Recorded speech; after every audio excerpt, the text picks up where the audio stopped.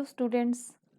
Last lecture में हमने electrolytic और गैल्वेनिक सेल्स के बारे में डिटेल में स्टडी किया था। इस लेक्चर में हम डिस्कस करेंगे reversible and irreversible cells and different type of reversible electrodes which are used in the reversible cells. तो स्टार्ट करते हैं अपना लेक्चर। सबसे पहले देख लेते हैं कि रिवर्सिबल सेल्स क्या होते हैं। जब आपने थर्मोडायनेमिक में एक रिवर्सिबल प्रोसेस को स्टडी किया था, तो थर्मोडायनेमिक्स में हम रिवर्सिबल प्रोसेस को किस तरह से डिफाइन करते हैं। हम दो टर्म्स की बात करते हैं, एक ड्राइविंग फोर्स की और एक अपोजिंग फोर्स की बात करते हैं।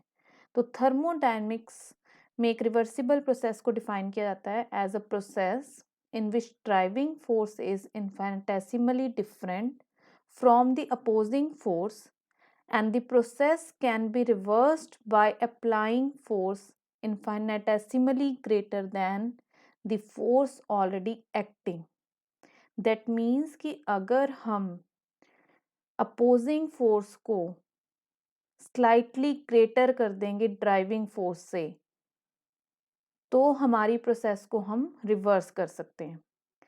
Therefore, in thermodynamic sense, the cell works reversibly only if it sends out infinitesimally small current so that the cell reaction always remain virtually in the state of equilibrium. और simple words में हम किस तरह से define कर सकते हैं reversible cells को? A cell which obeys the thermodynamic condition of reversibility. जो हमने यहाँ पे ऊपर कंडीशन बताई है, क्या कंडीशन? कि अगर हमारी अपोजिंग फोर्स ड्राइविंग फोर्स से स्लाइटली ग्रेटर होगी तो हम प्रोसेस को रिवर्स कर सकते हैं। तो a cell which obeys the thermodynamic conditions of reversibility और which operates under the reversible conditions is called as a reversible cell. अब रिवर्सिबल सेल के लिए तीन कंडीशन सेटिस्फाई करना बहुत ज़रूरी है। अब जैसे मैंने आपको बोला कि हम दो टर्म्स में बात करें, एक ड्राइविंग फोर्स की, एक अपोजिंग फोर्स की। तो यहाँ पे सेल के लिए जो फोर्स है जिसके थ्रू इलेक्ट्रॉन्स मूव करते हैं उसको बोलते हैं electromotive force, that is EMF. तो अगर हमारी अपोजिंग ईएमएफ और सेल की ईएमएफ इक्वल है तब कोई करंट फ्लो नहीं करेगा, क्योंकि वहाँ पे कोई रिएक्शन नहीं होगा। लेकिन सेकंड कंडीशन के अकॉर्डिंग अगर हमारी अपोजिंग ईएमएफ सेल की ईएमएफ से स्लाइटली स्मॉल है तो एक स्मॉल करंट इसमें फ्लो करेगा। और थर्ड कंडीशन के अकॉर्डिंग अगर हमारी अपोजिंग ईएमएफ सेल की ईएमएफ से स्लाइटली ग्रेटर है तो भी एक स्मॉल करंट फ्लो करेगा सेल के थ्रू, बट ऑपोजिट डायरेक्शन में।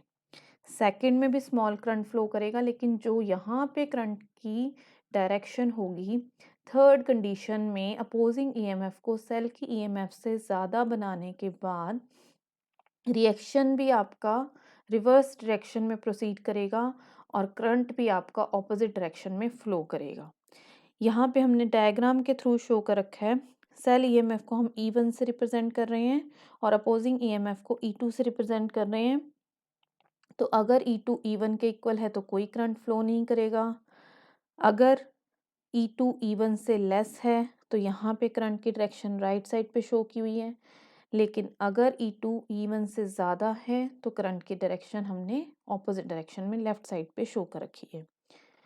तो जो सेल इन तीन कंडीशंस को सेटिस्फाई करता है उसको हम रिवर्सिबल सेल कहते हैं, और जो इन तीन कंडीशंस को सेटिस्फाई नहीं करता उस सेल को हम इरिवर्सिबल सेल बोलते हैं। फिर से एक बार रिवर्सिबल इलेक्ट्रोकेमिकल सेल्स की डेफिनेशन देख लेते हैं। Reversible electrochemical cells are those whose all reactions can be reversed when external EMF greater than its capacity is applied. अब इस चीज़ को और क्लियर करने के लिए एक एग्जांपल लेते हैं, और हमारे पास इलेक्ट्रोकेमिकल या गैल्वेनिक सेल का एक बहुत अच्छा एग्जांपल है डेनियल सेल। इस डेनियल सेल की कैपेसिटी 1.1 वोल्ट है। डेनियल सेल को इस तरह से यहाँ पे रिप्रेजेंट कर रखा है अगर आपको याद है लास्ट लेक्चर, उसमें हमने बताया था कि डेनियल सेल में जिंक रोड को जिंक सल्फेट सोल्यूशन में डिप करते हैं और रिडक्शन हाफ सेल में कॉपर रोड को कॉपर सल्फेट सोल्यूशन में डिप करते हैं। यहाँ इन्होंने सॉल्ट ब्रिज की जगह पोरस पोर्ट जो है वो इसमें यूज़ कर रखा है। ठीक है, तो यहाँ ऑक्सीडेशन हाफ सेल में रिएक्शन होगा कि जिंक जिंक 2 पॉजिटिव में ऑक्सीडाइज होगा और रिडक्शन हाफ सेल में कॉपर 2 पॉजिटिव कॉपर में रिड्यूस होगा। अब जिंक का रिडक्शन पोटेंशियल 0.7618 वोल्ट है और कॉपर का रिडक्शन पोटेंशियल 0.3419 वोल्ट है। जिंक पे ऑक्सीडेशन हो रही है, कॉपर पे रिडक्शन हो रही है। तो जब हम सेल का पोटेंशियल निकालते हैं या ईएमएफ निकालते हैं, वो हमारा 1.1037 वोल्ट आता है इस सेल के लिए। अब अगर हम इतनी ही एक्सटर्नल ईएमएफ अप्लाई कर रहे हैं, दैट इज 1.1 वोल्ट, जो सेल की ईएमएफ के इक्वल है, तो सेल रिएक्शन स्टॉप कर जाएगा और कोई करंट फ्लो नहीं करेगा इस कंडीशन में। लेकिन अगर हम एक्सटर्नल ईएमएफ 1.1 वोल्ट से स्मॉलर अप्लाई करते हैं, तो करंट कॉपर से जिंक की ओर फ्लो कर रहा है। अगर हम एक्सटर्नल ईएमएफ 1.1 वोल्ट से ज़्यादा अप्लाई करते हैं, तो रिएक्शन रिवर्स हो जाएगा, दैट मीन्स जिंक से कॉपर की ओर फ्लो करेगा। तो इस तरह से ये सेल हमारी तीनों कंडीशंस को ओबे कर रहा है, इसलिए Daniell cell is a reversible cell. Daniell cell हमारा एक रिवर्सिबल सेल की तरह काम करता है। आप देखते हैं इरिवर्सिबल सेल्स क्या होते हैं। पहले हमने बोला ही है कि जो इन 3 कंडीशंस को ओबे नहीं करेंगे वो इरिवर्सिबल सेल होंगे, या हम ऐसे बोल सकते हैं कि irreversible cells are those whose cell reactions cannot be reversed when external EMF greater than its capacity is applied. Or in simple words, a cell which do not obey the thermodynamic conditions of reversibility or which do not operates under the reversible conditions. For example, एक cell का हम example लेते हैं। इस cell में हमने zinc rod और silver rod को डिप किया है डिल्यूट सल्फ्यूरिक एसिड के सोल्यूशन में। इन दोनों रोड्स को हम एक वायर से कनेक्ट कर देते हैं। इस सेल के अंदर जो रिएक्शन हो रहा है जिंक प्लस सल्फ्यूरिक एसिड, उससे जिंक सल्फेट बनेगा और हाइड्रोजन गैस एवॉल्व होगी। और इसके दो हाफ सेल के रिएक्शंस हम किस तरह से लिखेंगे, जिंक जिंक 2 पॉजिटिव में ऑक्सीडाइज हो रहा है और ये चीज़ ऑक्सीडेशन आपको पता है एनोड पे होती है, तो जिंक आपका एनोड पे डिसॉल्व करेगा।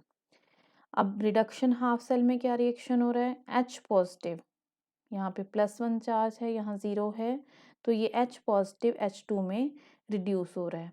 That means H2 gas evolve हो रही है कैथोड पे और कैथोड है हमारा सिल्वर रॉड। तो ये हमारे रिएक्शंस हो रहे हैं इस सेल के अंदर। अब इस सेल को हम किसी एक्सटर्नल सोर्स ऑफ ईएमएफ से जोड़ देते हैं और उस एक्सटर्नल ईएमएफ को हम स्लाइटली ग्रेटर रखते हैं सेल की ईएमएफ से। तो अब हमारी रिवर्सिबिलिटी की कंडीशन के अकॉर्डिंग कि अगर हम एक्सटर्नल ईएमएफ सेल ईएमएफ से ज़्यादा रख रहे हैं, तो हमारा रिएक्शन रिवर्स होना चाहिए। देखते हैं कि रिवर्स होता है कि नहीं। जब हमने ये चीज़ की तो हमारा रिएक्शन क्या हुआ, silver plus sulphuric acid, silver sulphate plus hydrogen. That means अब ऑक्सीडेशन हाफ सेल में रिएक्शन हो रहा है कि सिल्वर सिल्वर 1 प्लस में ऑक्सीडाइज हो रहा है, ये एक इलेक्ट्रोड पे डिसॉल्व हो रहा है सिल्वर। और रिडक्शन हाफ सेल में हमारा रिएक्शन हो रहा है H पॉजिटिव से H2 गैस इवॉल्व हो रही है और वो हो रही है जिंक इलेक्ट्रोड पे। तो सिल्वर इलेक्ट्रोड पे हमारी ऑक्सीडेशन हो रही है और जिंक इलेक्ट्रोड पे रिडक्शन हो रही है। अब पहली कंडीशन रिवर्सिबिलिटी की फुलफिल करता है। पहली कंडीशन क्या, कि अगर हम एक्सटर्नल ईएमएफ को ईएमएफ ऑफ सेल के इक्वल करते हैं, तो हमारा सेल रिएक्शन नहीं होगा, कोई करंट फ्लो नहीं करेगा। लेकिन जो सेकंड कंडीशन थी कि एक्सटर्नल ईएमएफ को सेल की ईएमएफ से ज़्यादा करने पे हमारा रिएक्शन रिवर्स होना चाहिए। हमारा एक्चुअल रिएक्शन था zinc plus sulphuric acid equal to zinc sulphate plus hydrogen. इसका रिवर्सिबल रिएक्शन होना चाहिए था zinc sulphate plus H2 to produce zinc plus sulphuric acid, लेकिन ये रिएक्शन इसमें कन्वर्ट नहीं हुआ। इसकी बजाय हमारा एक नया रिएक्शन स्टार्ट हुआ जो हमने यहाँ पे लिखा हुआ है, silver plus sulphuric acid is equal to silver sulphate plus hydrogen. तो इसलिए क्योंकि ये सेकंड कंडीशन फुलफिल नहीं कर रहा तो ये सेल इरिवर्सिबली बिहेव करेगा और इन सेल्स की कोई भी थर्मोडायनेमिक सिग्निफिकेंस नहीं है। इसका एक एग्जांपल है ड्राई सेल्स। अब हम देखते हैं कि रिवर्सिबल इलेक्ट्रोड्स क्या होते हैं। सिंपल सी बात है, जो रिवर्सिबल सेल्स में यूज हो रहे हैं इलेक्ट्रोड्स उनको हम रिवर्सिबल इलेक्ट्रोड बोलेंगे। एक रिवर्सिबल सेल में दो रिवर्सिबल इलेक्ट्रोड होंगे क्योंकि किसी भी सेल में हम दो इलेक्ट्रोड लगा रहे हैं, एनोड और कैथोड। और हर reversible cell always involves an oxidised and reduced state, दोनों स्टेट्स होती हैं उसमें। The half cell reaction occurring at the electrode can take place in forward as well as reverse direction, और इसको हम रिप्रेजेंट कर सकते हैं ऑक्सीडाइज स्टेट, इलेक्ट्रॉन उसने गेन किए, रिड्यूस स्टेट में चेंज हो गया, तो n is the difference in number of electrons in oxidised and reduce state. अब देखते हैं कि रिवर्सिबल इलेक्ट्रोड डिफरेंट टाइप के कौन कौन से होते हैं। Metal ion electrode, amalgam electrode, gas electrode, metal insoluble salt anion electrode, oxidation reduction electrode. हमने ये 5 तरह के इलेक्ट्रोड्स इस लेक्चर के अंदर डिस्कस करने हैं और ये बहुत इजी है, इसमें कोई मुश्किल की बात नहीं है। जैसे हम सबसे पहले देखते हैं मेटल आयन इलेक्ट्रोड्स। अब जैसे नाम से ही क्लियर है कि इसमें मेटल होगी और मेटल आयन होगा। So this electrode consist of a metal in contact with solution of its own ions and it is represented as Mn plus oblique M। इस तरह से हम इसको रिप्रेजेंट करेंगे। ये इसका रिएक्शन है Mn पॉजिटिव प्लस NeM। अब कॉपर आयन इलेक्ट्रोड के लिए हम एक एग्जाम्पल डिस्कस कर लेते हैं। Copper ion electrode, it is reversible with respect to copper ions. अगर ऑक्सीडेशन होगी तो कॉपर 2 पॉजिटिव में चेंज हो जाएगा, अगर रिडक्शन होगी तो कॉपर 2 पॉजिटिव कॉपर में चेंज हो जाएगा। तो हमने इन सभी इलेक्ट्रोड्स में 3-4 बातें जरूर लिखनी है कि पहले ये इलेक्ट्रोड है क्या, उसका रिएक्शन किस तरह से रिप्रेजेंट करेंगे, उस इलेक्ट्रोड की रिप्रेजेंटेशन कैसे करेंगे। जैसे अब ये कॉपर आयन इलेक्ट्रोड है तो इसको हमने इस तरह से रिप्रेजेंट करना है, और इसमें अगर ऑक्सीडेशन होगी तो क्या रिएक्शन होगा, रिडक्शन होगी तो क्या रिएक्शन होगा, और किसके विद रिस्पेक्ट, कौन से आयंस के विद रिस्पेक्ट ये इलेक्ट्रोड रिवर्सिबल होगा। अब सेकंड इलेक्ट्रोड डिस्कस करते हैं, एमलगम इलेक्ट्रोड।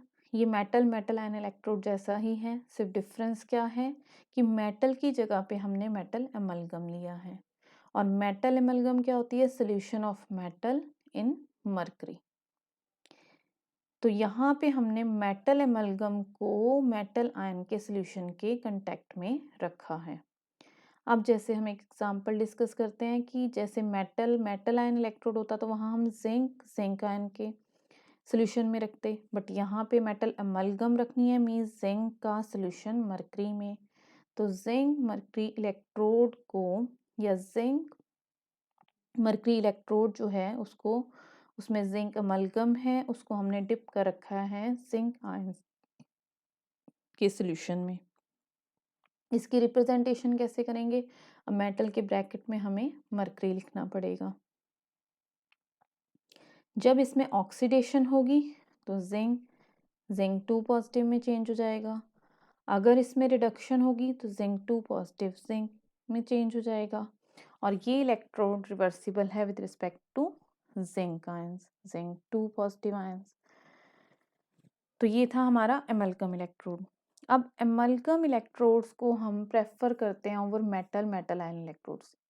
इसके क्या रीजंस हैं? सबसे पहली बात ये है कि एमल्गम के बीच में और इसके आयंस के बीच में इक्विलिब्रियम क्विकली एस्टेब्लिश होता है। अगर हम प्योर मेटल लेते तो उसके कंपैरिजन में एमल्गम और उसके आयंस में इक्विलिब्रियम क्विकली एस्टेब्लिश्ड होगा। सेकंड चीज, एक्टिव मेटल। एक्टिव मेटल कौन सी? सोडियम, पोटाशियम, कैल्शियम, जो एल्कलाइन अर्थ मेटल्स हैं उनकी रिएक्टिविटी बहुत हाई होती है। और आपको बहुत अच्छे से याद होगा कि सोडियम मेटल को अगर हम वाटर में रखते हैं तो वो फायर कैच कर लेता है, उनकी रिएक्टिविटी बहुत हाई होती है। तो इनको हम डायरेक्टली एक्वस सॉल्यूशंस में यूज़ नहीं कर सकते। लेकिन अगर हम सोडियम का, पोटाशियम या कैल्शियम का सॉल्यूशन बना देते हैं मरकरी के अंदर, that is we change them into amalgams, their activity is reduced and they can be used in aqueous solutions। Third चीज़ ये है कि इम्प्योरिटीज़ जो किसी भी मेटल में है, प्योर मेटल्स में, उनकी वजह से कई बार कुछ इरेटिक बिहेवियर शो होता है। लेकिन अगर हम उनकी अमलगमेशन कर लेते हैं तो उससे डिल्यूशन हो जाती है और एरर के चांसेस कम होते हैं और हमें सेटिस्फैक्ट्री रिजल्ट मिल जाते हैं। तो ये 3 रीजंस हैं जिसकी वजह से एमल्गम इलेक्ट्रोड्स को हम प्योर मेटल के इलेक्ट्रोड से ज़्यादा प्रेफर करते हैं। अब थर्ड इलेक्ट्रोड देखते हैं, गैस इलेक्ट्रोड। अब जैसे नाम से ही क्लियर है, gas electrode consist of a gas bubbled over a inert metal foil, usually platinized platinum, immersed in the solution of ions of gas। उसी गैस के आयंस के सॉल्यूशन में हमने डिप कर देना है। अब हमें पता है कि गैसेस जो हैं वो नॉन कंडक्टर हैं इलेक्ट्रिसिटी की, तो हमें ये मेटल इसलिए यूज़ करना पड़ा क्योंकि गैसेस इलेक्ट्रिसिटी की अच्छी कंडक्टर नहीं हैं और हमें इलेक्ट्रिक कंटैक्ट बनाने के लिए एक मेटल की ज़रूरत है। सेकंड चीज़, जब हम गैस को बबल करते हैं इस इनर्ट मेटल पे तो वो गैस को एब्जॉर्ब कर लेती है और इक्विलिब्रियम एस्टेब्लिश हो जाता है। तो दैट मीन्स कि ये इनर्ट मेटल 2 काम कर रही है।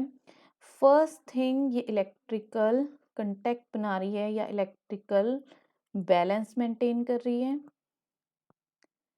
किसके साथ? With ions in solution. और सेकंड चीज़, ये इक्विलिब्रियम को एस्टेब्लिश करने में हेल्प कर रही है, equilibrium between the gas and it's ion.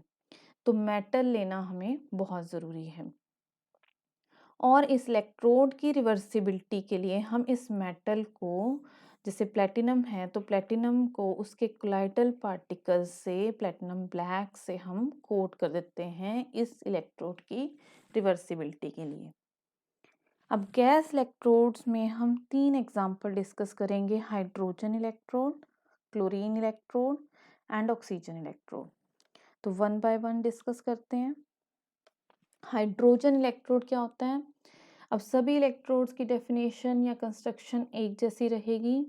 हम हाइड्रोजन गैस को बबल करेंगे 1 एटमॉस्फेयर प्रेशर में। किस पे बबल करेंगे? मेटल फॉयल पे, प्लेटिनाइज प्लेटिनम पे, और इसे 1 मोलर एसिड सॉल्यूशन में हमने डिप कर रखा है प्लेटिनाइज प्लेटिनम को।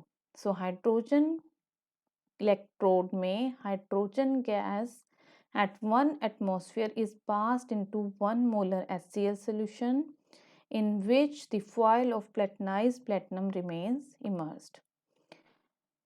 अब ये हमारा इलेक्ट्रोड एनोड की तरह भी एक्ट कर सकता है, कैथोड की तरह भी, इसलिए हमने इसकी रिप्रेजेंटेशन किस तरह से की है। सबसे पहले हम मेटल लिखते हैं, फिर कोमा लगा के हाइड्रोजन गैस लिखेंगे, फिर फेस बाउंड्री शो करेंगे, फिर जो हमारे सॉल्यूशन में आयंस हैं उस गैस के वो लिखेंगे और ब्रैकेट में हम कंसंट्रेशन लिखेंगे।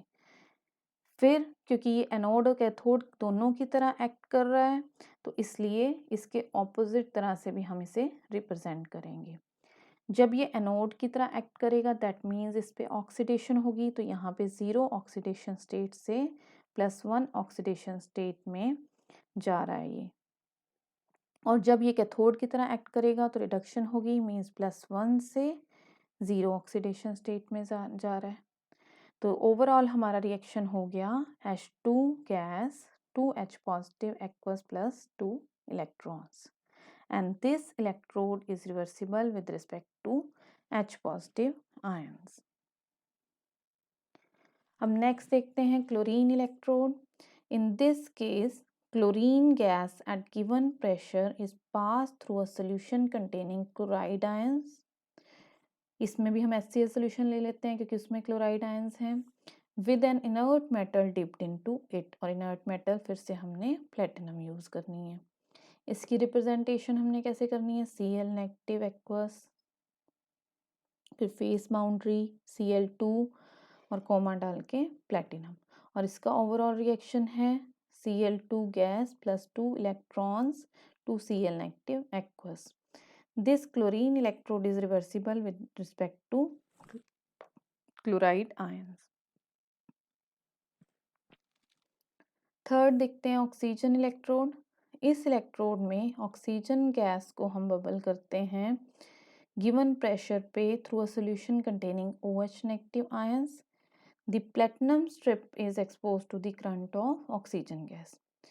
हम सभी इलेक्ट्रोड्स में, सभी गैशियस इलेक्ट्रोड्स में उस पर्टिकुलर गैस को हम मेटल स्ट्रिप पे बबल करते हैं, और उस गैस को हमने उसके आयंस के सॉल्यूशन में डिप किया हुआ है, ये सभी में सेम रहता है। इसका हाफ सेल रिएक्शन है, इस तरह से रिप्रेजेंट कर रखा है।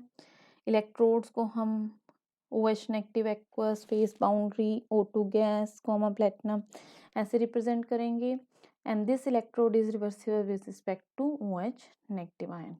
बट इसमें एक ध्यान देने की बात ये है कि ऑक्सीजन इलेक्ट्रोड को प्रिपेयर करना बहुत मुश्किल होता है, क्योंकि ऑक्साइड लेयर मेटल के ऊपर बन जाती है और मेटल की ऑक्सीडेशन कर देता है ऑक्सीजन, और मेटल ऑक्साइड की लेयर मेटल के ऊपर डिपॉजिट हो जाती है, और इक्विलिब्रियम जो है वो क्विकली एस्टैब्लिश नहीं हो पाता।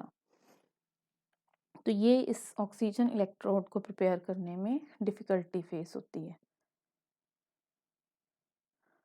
अब हमारा एक हमने डिस्कस कर लिया metal metal ion electrode, second metal amalgam metal ion electrode, third gaseous electrode हमने डिस्कस कर लिए। अब हमारे आता है three phase electrode. Three phase electrode में तीन चीज़ें आती हैं, metal, metal insoluble salt, salt anion electrode. अब इसमें क्या होता है, this consist of a metal coated with the porous layers of insoluble और sparingly soluble salts of the respective metals in contact with the solution of soluble salt having an ion common with that of sprangly soluble salt. अब ये बड़ा complex सा लग रहा है हमें, लेकिन अगर मैं एग्जांपल से आपको बताऊं तो आपको लगेगा कि ये चीज़ बहुत ईजी है। किस तरह से, मैंने बोला कि इसमें एक मेटल है, सिल्वर मेटल हो गई, उसका स्प्रैंगली सोलुबल सॉल्ट, सिल्वर का sparingly soluble salt silver chloride हो गया। अब हमने उसको एक ऐसे सॉल्ट के, सोलुबल सॉल्ट के सॉल्यूशन में रखा जिसके साथ एनायन कॉमन हो। अब सिल्वर क्लोराइड के साथ हमने KCl लिया, ये तो हमारा इनसोलुबल या स्प्रैंगली सोलुबल सॉल्ट था, और KCl जो है हमारा, KCl हमारा एक सोलुबल सॉल्ट है, और दोनों में हमारा कॉमन एनायन क्या है, Cl नेगेटिव। एक और एग्जांपल देख लेते हैं क्लियर करने के लिए। लेड है हमारी मेटल, लेड का इनसोलुबल या स्प्रैंगली सोलुबल सॉल्ट हो गया लेड सल्फेट, लेड सल्फेट में एनायन है सल्फेट, तो इसी एनायन का एक सोलुबल सॉल्ट पोटाशियम सल्फेट। तो जो हमें इतना कॉम्प्लेक्स सा लग रहा था वो बहुत सिंपल हो गया, lead, lead sulphate, potassium sulphate. और तीसरा इलेक्ट्रोड हम इसमें कैलोमल इलेक्ट्रोड डिस्कस करेंगे। यहाँ पे हम जस्ट कैलोमर इलेक्ट्रोड की एक इंट्रोडक्शन देखेंगे इसके एग्जांपल में, और नेक्स्ट लेक्चर में जब हमने रेफरेंस इलेक्ट्रोड्स करने हैं वहाँ पे हम डिटेल में कैलोमर इलेक्ट्रोड को और स्टैंडर्ड हाइड्रोजन इलेक्ट्रोड को डिस्कस करेंगे। तो अब ये जो हमारा पहला एग्जांपल था सिल्वर क्लोराइड KCl वाला, इसको हम कैसे प्रिपेयर करते हैं? It is prepared by dipping a silver wire in KCl solution to which a few drops of silver nitrate is added. अब हम इसमें सिल्वर क्लोराइड खुद नहीं डाल रहे, हम सिल्वर नाइट्रेट ऐड करते हैं और वो KCl के साथ रिएक्ट करके सिल्वर क्लोराइड बनाता है। ठीक है, अब इसकी रिप्रेजेंटेशन, क्योंकि 3 फेस है तो 2 बाउंड्री आएंगी, एक्वस फिर सॉलिड, यहाँ पे भी सॉलिड है तो Cl नेगेटिव एक्वस, फिर face boundary silver chloride solid और सिल्वर, और रिएक्शन है हमारा सिल्वर क्लोराइड 1 इलेक्ट्रॉन ट्रांसफर हो रहा है इसमें silver plus chloride ion. This electrode is reversible with respect to chloride ions. Second example है lead sulphate potassium sulphate. It is prepared by dipping a lead wire in potassium sulfate solution to which a few drops of potassium nitrates is added. अब इसमें भी हमने lead sulphate नहीं डाला, हमने lead nitrate डाला है और वो पोटाशियम सल्फेट के साथ रिएक्ट करके लेड सल्फेट बनाएगा। Representation sulphate ions, phase boundary lead sulphate. पहले हमने जो हमारा सॉल्युबल सॉल्ट है उसके एनायंस लिखे हैं, फिर हमने सेंटर में इनसॉल्युबल सॉल्ट लिया है और एंड में मेटल रिप्रेजेंट की है, तो इसकी रिप्रेजेंटेशन इस तरह से चलेगी। और इसमें हमारा ओवरऑल रिएक्शन है lead sulphate plus 2 electrons lead plus sulphate ions. This electrode is reversible with respect to sulfate ions. और जो थर्ड है हमारा calomel electrode mercury, mercurous chloride और KCl. It consists of mercury in contact with a paste of sprangly soluble salt of mercurous chloride and a solution of soluble chloride ions such as KCl of known concentration. फिर से वही बात कि metal आया, उस metal का insoluble salt आया और उस सॉल्ट में जो एनायन थे उस एनायन के साथ एक कॉमन वाला सॉल्युबल सॉल्ट हमने लगाया। और रिप्रेजेंटेशन कैसे की? पहले हमने जो एनायंस हैं जो कॉमन है हमारा एनायन इनसॉल्युबल सॉल्युबल सॉल्ट में उसको लिखा, सेंटर में इनसॉल्युबल सॉल्ट लिखा और फिर एंड में हमने मेटल लगाया। ये इसका रिएक्शन है and this electrode is reversible with respect to chloride ions.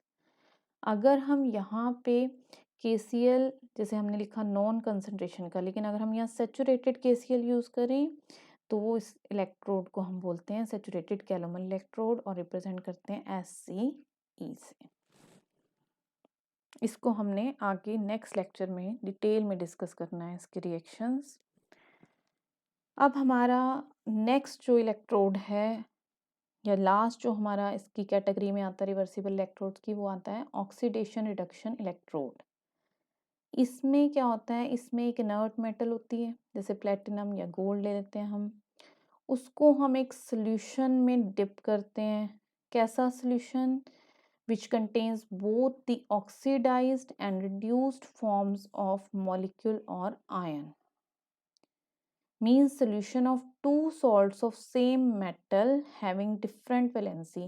Same हमने metal लेनी है, उसके दो oxidized और reduced form वाले salts लेकर उनका हमने solution बनाना है। For example हमने iron metal ले ली तो oxidized और reduced form हमने दो सॉल्यूशंस लेने हैं, एक में Fe3 पॉजिटिव आयन, एक में Fe2 पॉजिटिव आयन।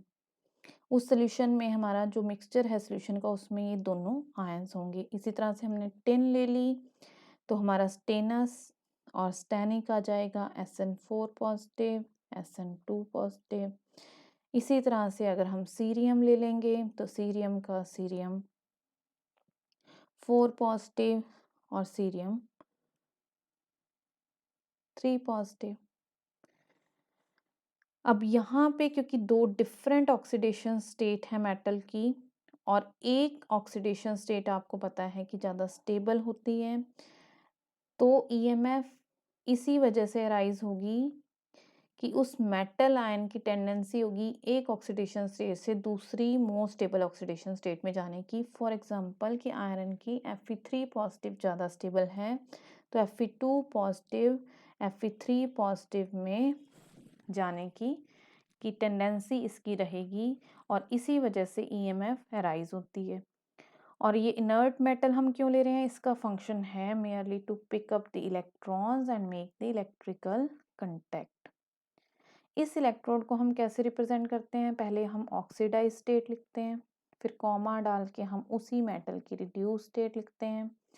क्योंकि ये सॉल्यूशंस हैं, एक्वस लिखेंगे ब्रैकेट में, फेस बाउंड्री लगाएंगे और मेटल लिखेंगे। ये आपका रिएक्शन है। Fe3 पॉजिटिव एक इलेक्ट्रॉन ये गेन करेगा, Fe2 पॉजिटिव में चला जाएगा, रिवर्सिबल है reaction. SN4 positive oxidise state पहले लिखी, फिर रिड्यूस स्टेट पहले लिखी और फिर फेस बाउंड्री लगा के मेटल, और ये इसका रिएक्शन हो गया SN4 पॉजिटिव से SN2 positive by gain of 2 electrons. तो ये थे हमारे ऑक्सीडेशन रिडक्शन इलेक्ट्रोड। ये 3 यहाँ पे एग्जाम्पल हैं। एक और इसका एग्जाम्पल है जो बहुत कॉमनली यूज होता है, क्विन हाइड्रोन इलेक्ट्रोड। क्विन हाइड्रोन इलेक्ट्रोड जो है, इसमें हम इक्विमोलर मिक्सचर लेते हैं क्विनोन का और हाइड्रोक्विनोन का in presence of H positive. अब हाइड्रोक्विनोन हाफ सेल में एक प्लेटिनम स्ट्रिप है जिसको हमने क्विन हाइड्रोन के सैचुरेटेड सॉल्यूशन में डिप कर रखा है at certain H positive ion concentration. Platinum का वही काम है, इलेक्ट्रिकल कंटैक्ट बनाना थ्रू इलेक्ट्रॉन ट्रांसफर। और इसकी हम ईएमएफ को मेजर करते हैं स्टैंडर्ड हाइड्रोजन या स्टैंडर्ड कैलोमल इलेक्ट्रोड से। ये हमने नेक्स्ट लेक्चर में डिस्कस करना है। इसकी जब हम ईएमएफ मेजर करते हैं इसके थ्रू, तो वो आती है 0.2875 वोल्ट एट 298 केल्विन।